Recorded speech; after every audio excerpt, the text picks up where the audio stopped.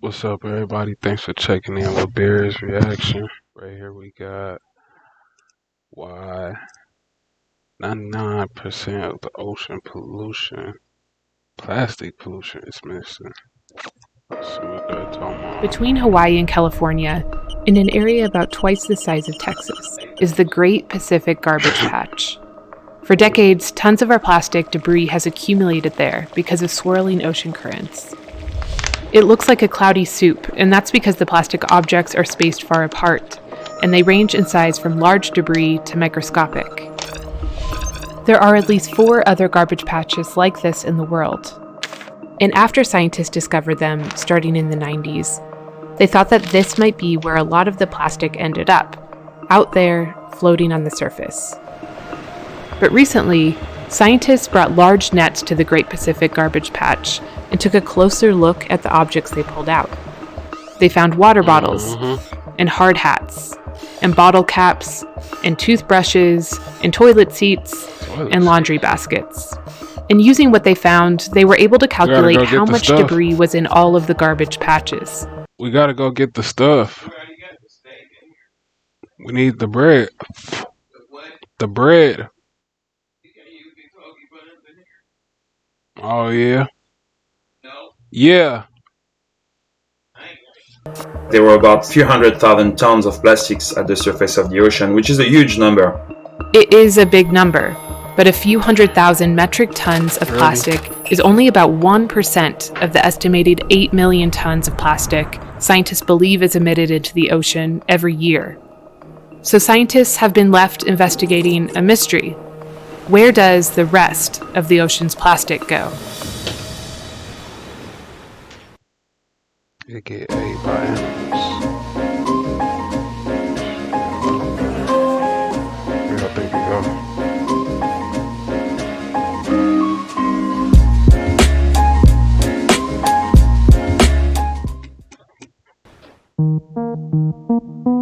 This is clue number 1 in the case of the missing plastic, a seafloor sediment sample.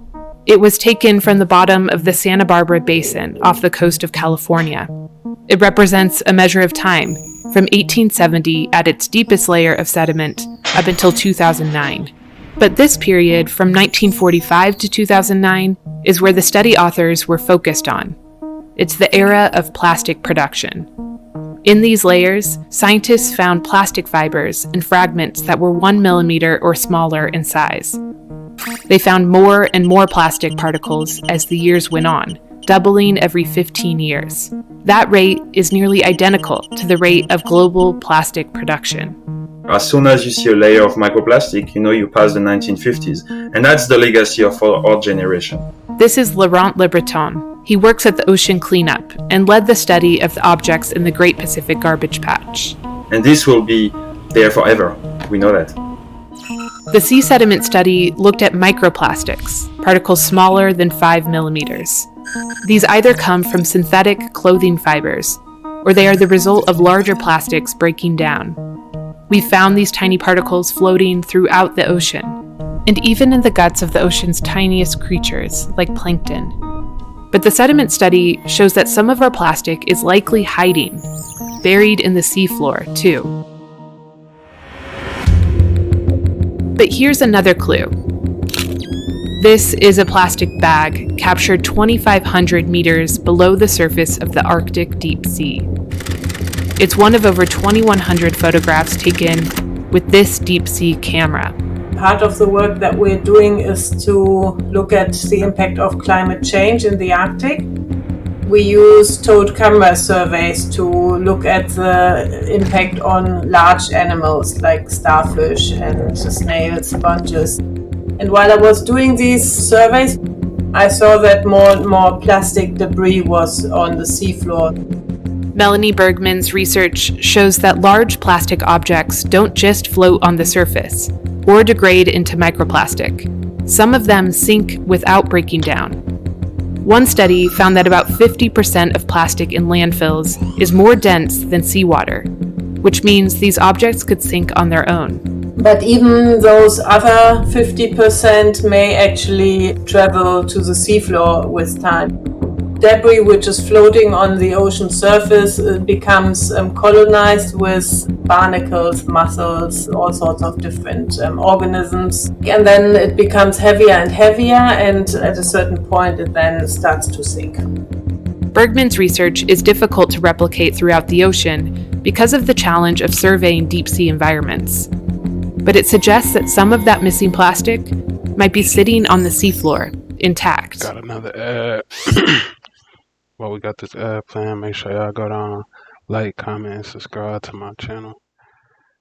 So a couple reasons why I love HelloFresh is number one, it is... You know what I'm saying? Just like they got the ad, I got an ad. You know what I'm saying? Until I get the ads. Yeah. So subscribe. So convenient. Everything is Don't forget to subscribe. Another clue complicates the mystery, though. This plastic crate from Taiwan. It's one of the objects excavated during the harvest in the Great Pacific Garbage Patch. And what struck researchers was its production date, 1971. When they looked at the production dates of other objects, they saw a trend. A lot of it was old trash. This was a new lead, because if the majority of plastic pollution degraded into microplastic or fell to the ocean floor, then what you'd see in garbage patches would be new plastic. And that changed the story because the plastic that is accumulated at the surface of the ocean is actually very persistent. The plastic we find in subtropical oceans may actually be there for decades, if not centuries. It turns out the new plastic is far closer than the open ocean or the bottom of the deep sea. Le Breton's research found that plastic objects on coastlines have more recent production dates than plastic in the open ocean.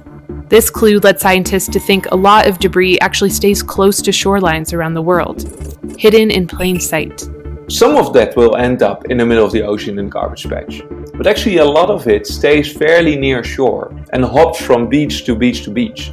Eric van Sabeel is an oceanographer and is building an ocean model that predicts where our missing plastic ends up. The completed model will be finished in 2022, but in the meantime, he and his team publish initial results to a Twitter feed. We use simulations of the ocean currents, and then we put in virtual plastic.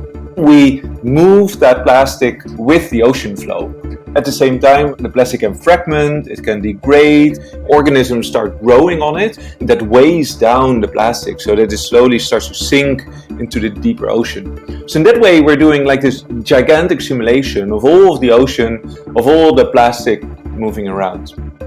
Van Sabeel thinks that a majority of plastic pollution is within 100 miles of shorelines, continually getting washed back up on beaches, down coastlines, or up and down to the sea floor. Plastic continuously goes back and forth between the coastline and offshore. That's a lot of rubbing and fragmenting and scraping over the sand. This commotion helps explain the presence of microplastics in sediments and animal guts too.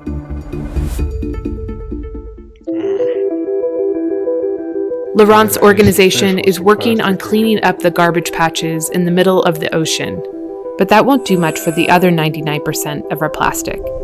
The microplastics becoming part of our food web and geologic record, the larger debris sinking to the bottom of the ocean, and more likely than not, the stuff getting washed up on beaches. Like this one, where I recently visited, where I found a mix of micro and larger plastics. But knowing where plastics end up can help us keep this plastic heap from growing. These photos were taken by volunteers at an annual International Coastal Cleanup event organized by the Ocean Conservancy, where people volunteer to pick up plastic on the beaches near them. The most common objects they find are food wrappers, cigarette butts, plastic bottle caps, and plastic cups and plates. The easiest way to get plastic like this out of the ocean is to prevent it from entering in the first place, with better recycling programs, or producing and using less plastic altogether. There are nearly 400,000 miles of coastline around the world, not all of it accessible for people. But knowing that most of our plastic pollution hangs out along shorelines before it becomes microplastics or floats out to the open sea means beach cleanups can go a long way in preventing further damage. So if you see plastic pollution on a beach, all the more reason to pick it up.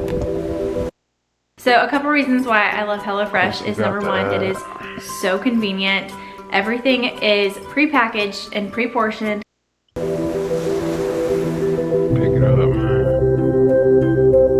Son, do your part, recycle, or pick up the plastic, stay out the way. Make sure you subscribe to my channel before you do anything. You know what I'm saying? Stay tuned, and I'm out. Peace.